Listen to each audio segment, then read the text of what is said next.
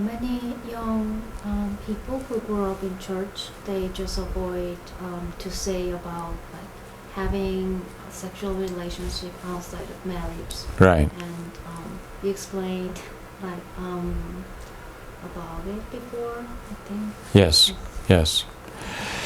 You know, non-Christian people are more honest about human instinct and human condition than Christian people. Just because somebody is a Christian doesn't mean that he or she becomes instantly holy and instantly free from desire for money or sex or power or glory of the world. But instead, they become secretive. They are unable to talk about their true condition, their desire, or their true state. Christian people are hesitant to, for example, talk about money. Everyone needs money. We all work hard to make money, and we need money, but Christians sort of feel hesitant to acknowledge the fact. To them, it sounds like sin or lack of faith, and just a no-no. It's a taboo for Christian people to talk about their true wishes for monetary gain. In the same way, Christian people are not as open and honest as non-Christians about their basic instinct about their relationships they're having, what kinds of desires they may have. And I've had non-Christian friends and Christian friends, and non-Christian friends are not honest in the overall sense of the word, but at least they talk about their personal life and what's happening. They even boast about it, and they just talk about it. Christian people, just because they're Christian doesn't mean that they don't have such desires, but they are very hesitant to talk about it. They fear being judged. They fear appearing as an unholy Christian, uncommitted Christian. And Christian fellowship doesn't facilitate honest discussion about these things. The only thing that Christian fellowship says about these things is don't do it. Wait, not a good idea. We don't do that kind of thing, and we don't talk about it. And if you have issues, keep it to yourself. And I can pray for you. I can pray that you'll be free from that desire, but anything more than that is a no-no.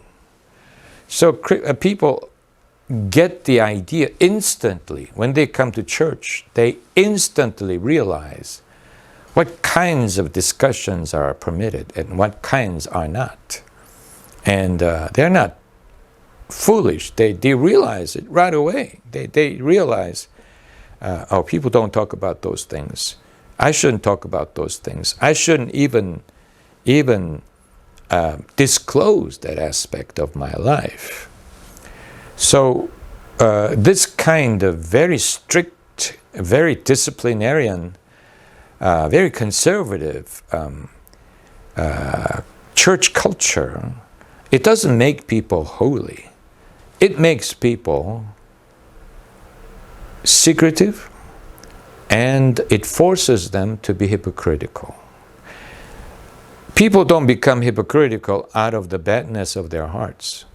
They become hypocritical because community almost forces them to.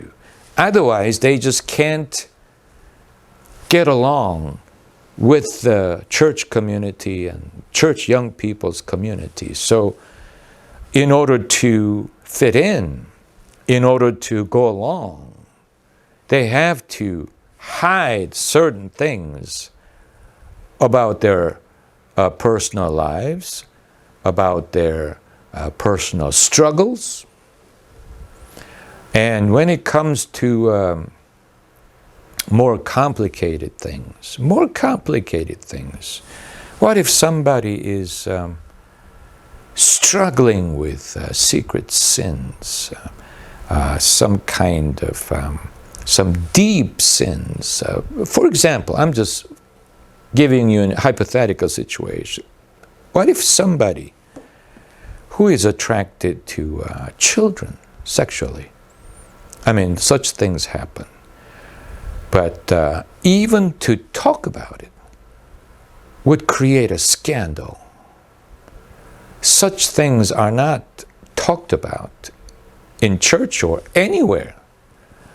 So people have to keep it in themselves. They can't talk about it with anybody else. They can't share it. They can't ask for help.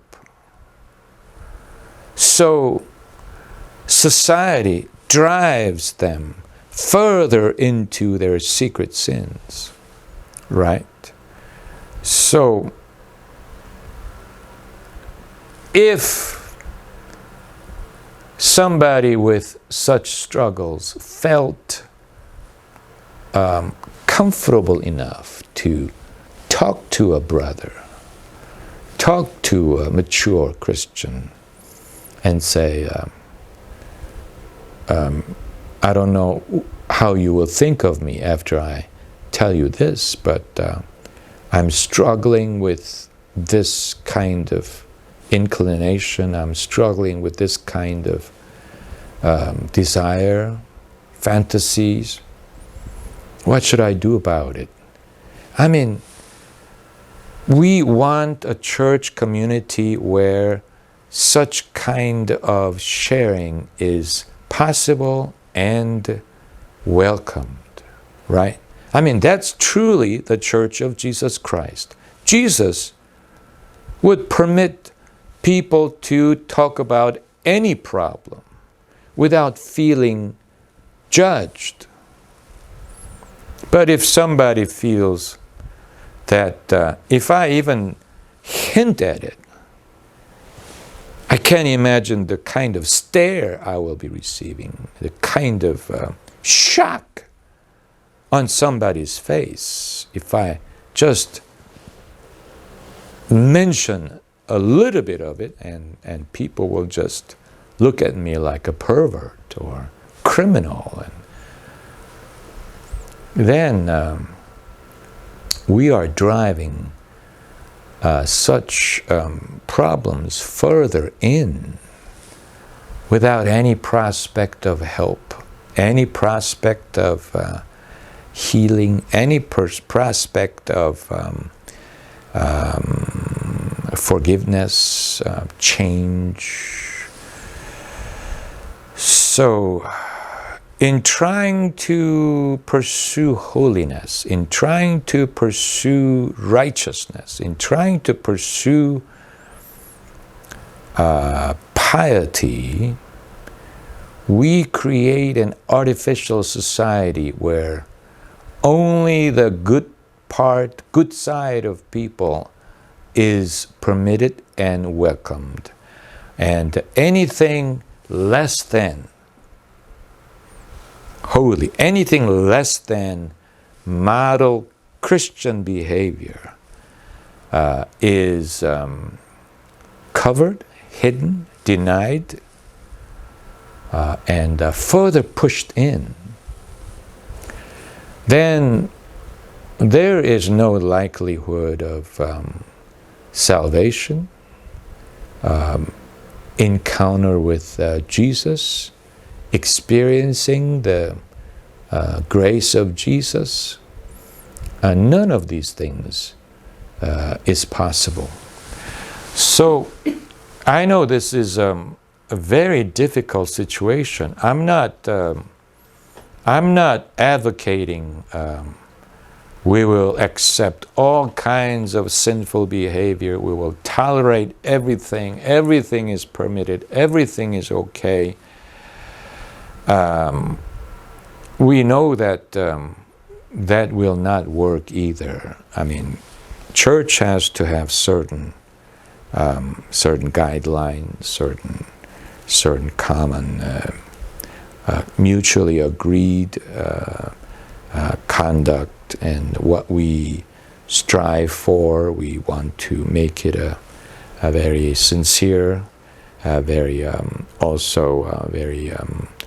faithful, very as spiritual as possible, as committed, as devoted, and to encourage that kind of devotion and sincerity and commitment to God and to Jesus, and to encourage that kind of Christian growth and faith from one another.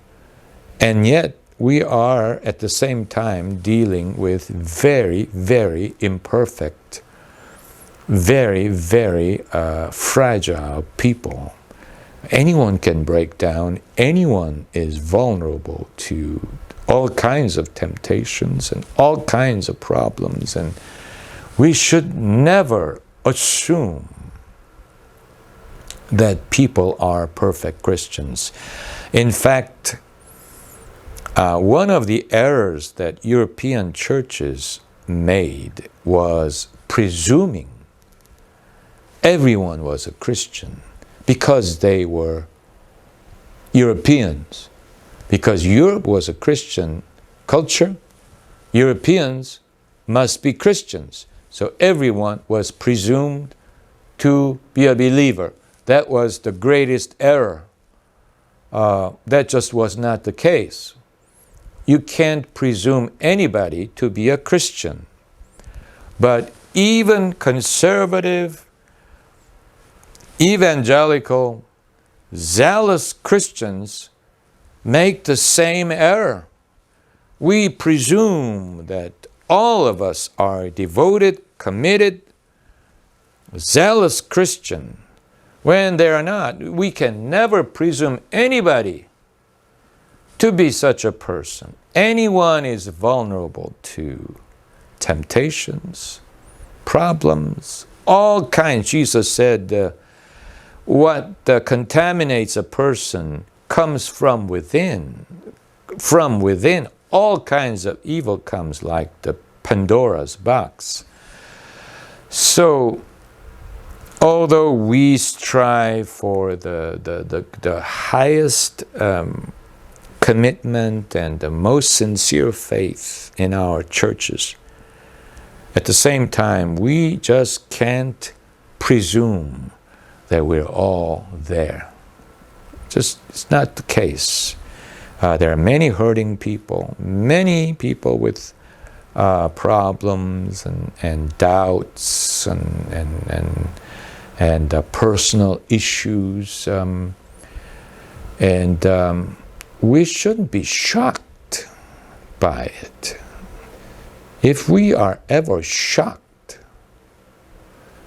at discovering what people truly are, we are being so naive. All right? So your question doesn't call for a conclusion, but the beginning of a discussion, beginning of Christian dialogue, and beginning of an inquiry into how we should help one another, how churches should minister to people, and how we can truly experience the grace of Jesus Christ.